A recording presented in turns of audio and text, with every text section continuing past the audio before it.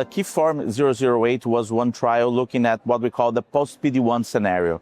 We know that these patients with Hodgkin's lymphoma that were treated with a checkpoint inhibitors such as Pembrolizumab or nivolumab, especially in monotherapy in the relapsed refractory setting, they will eventually progress on the therapy. And we don't know yet how to treat these patients.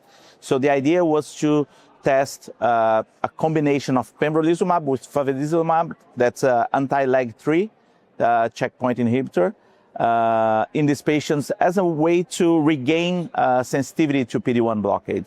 And it was a randomized trial against the investigator choice of chemotherapy. So the study was positive. The PFS was better with Pembro-Fave than with chemotherapy. The disease control rate was pretty similar, although we did see more complete responses in the chemotherapy arm.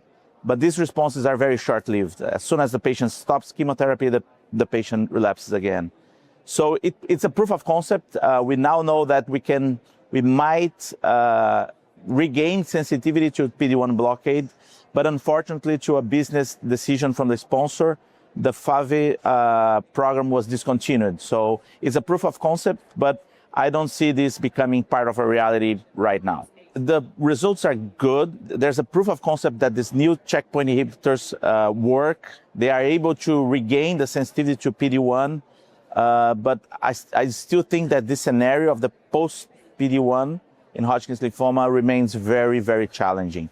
Of course, when we're using it in first-line therapy, the number of patients that will eventually fail therapy becomes lower and lower. We're curing way more patients that we used to cure with chemotherapy alone or even with ADC combinations.